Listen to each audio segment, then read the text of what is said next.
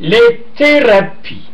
Je vais vous citer quelque chose et vous allez comprendre davantage.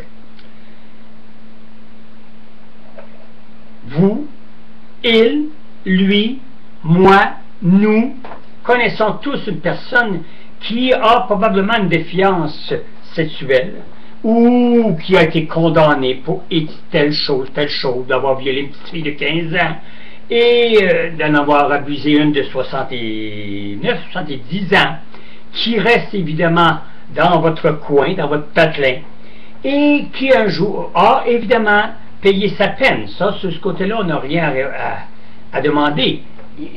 Moi, nous autres, ici à Sainte-Anne, on en a un, même on a eu deux jusqu'à un certain temps. Mais ce que je déplore, c'est que la sentence des juges tarés. Je m'explique. Les juges tarés, qui a cette personne devant elle à la cour, donnent, mettons, ben, regarde, tu feras 1 an de prison, on va te mettre sur la liste des délinquants sexuels, et on t'ordonne de faire une thérapie.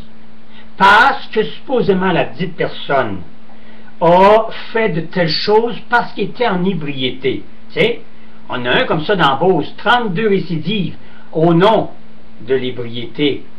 Après 32 fois, là, on a commencé à y penser, puis là, on l'a incarcéré, puis là, on lui a obligé une thérapie pour l'alcoolisme. Ah, bon, ça, il est à temps après 32 récidives. Notre farfelu qu'on a dans nous autres, dans notre bout, et que vous devez avoir aussi, puis il y en a partout. Lui, il va à sa thérapie, il n'y a pas de problème. Mettons que c'est le mardi, mercredi, ou le jeudi, ou le vendredi. Il va à sa thérapie, il n'y a pas de problème. Part avec une bouteille entre les bras, entre les jambes, une bouteille de bière, arrive à sa thérapie, il est obligé évidemment de signer, il est obligé d'attester comme de quoi qu'il a bien été à sa thérapie, parce que j'imagine, là on va m'envoyer, c'est une demande que je fais aux gens compétents de m'envoyer un email sur ce sujet. Et là, évidemment, la personne va signer, reste à sa thérapie, mais on s'en occupe pas, c'est un zélé, hein, c'est un déboussolé. Alors évidemment, il s'est présenté 2 jours de suite à sa thérapie, il n'y a pas de problème. Mais est-ce qu'il y a une guérison? S'il continue à boire, à aller à sa thérapie avec une bouteille de bière entre les jambes et qui revient, qui arrête un petit bar, prend une autre bière et qui après ça arrive à 10h, 10h30 dans un stationnement, puis bonjour, vous savez qu'il est en ébriété, et qui fait ça, et qui en surplus, tous les gens du secteur, tous les fans du secteur ont eu comme du jour au lendemain ce type devant eux, et tout ce que monsieur a bon à dire, hey, je te donne 1000 piastres, fais-moi une pipe. Hein? Il a agressé sexuellement un enfant, 13 à 15 ans, comme je disais tout à l'heure, mais en surplus, agresse par son comportement et par son attitude verbale. Écoutez, est-ce que ça se fait de rencontrer une femme que vous ne connaissez pas puis lui demander une telle chose? Hey, il m'a donné 1000 pièces, fais-moi une pipe. Écoutez, là, c'est un dérangé. Mais c'est malheureusement un dérangé de naissance. Il y en a un autre dans la famille, pareil. Alors donc, qu'est-ce qui se passe? Est-ce que ça vaut réellement la peine de suivre une thérapie? Et le juge taré, qui lui a peut-être pas eu, évidemment, ce qu'il voulait dans son bureau le matin, la secrétaire s'est opposée à une demande un peu semblable à ce que je viens de vous citer. Je ne sais pas, je la pose la question. Parce qu'un juge faire des conneries pareilles, de donner des sentences telles, mais c'est vrai que d'une manière, il ne peut pas tout suivre les condamnations qu'il a données. Lui, il a donné sa sentence, mais j'imagine qu'il doit y avoir d'autres tierces personnes qui font respecter cette sentence-là. Mais où est-ce qu'ils sont? Les gens qui reçoivent et qui organisent les thérapies n'en reçoivent peut-être 10, 20.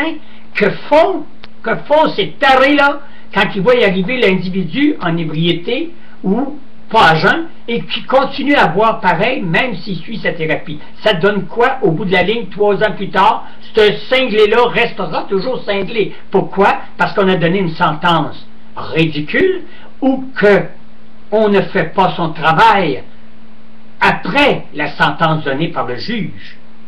Hein?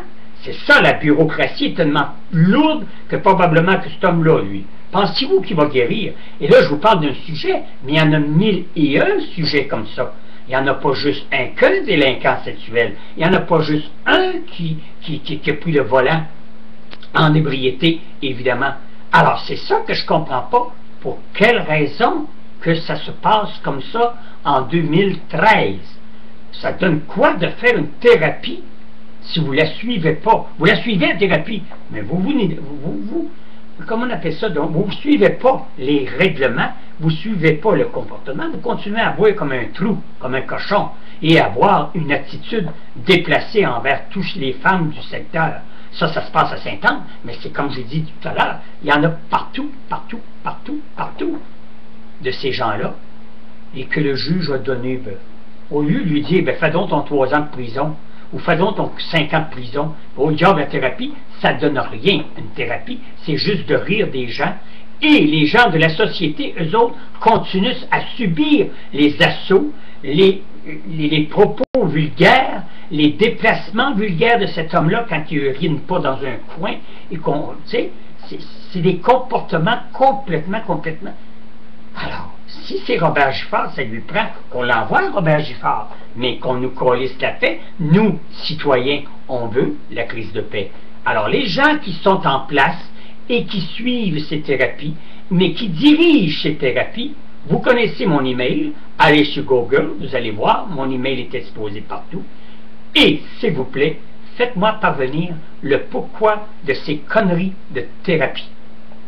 Tabarnak, qu'on l'a la justice et qu'on l'a le système au Québec. Oh!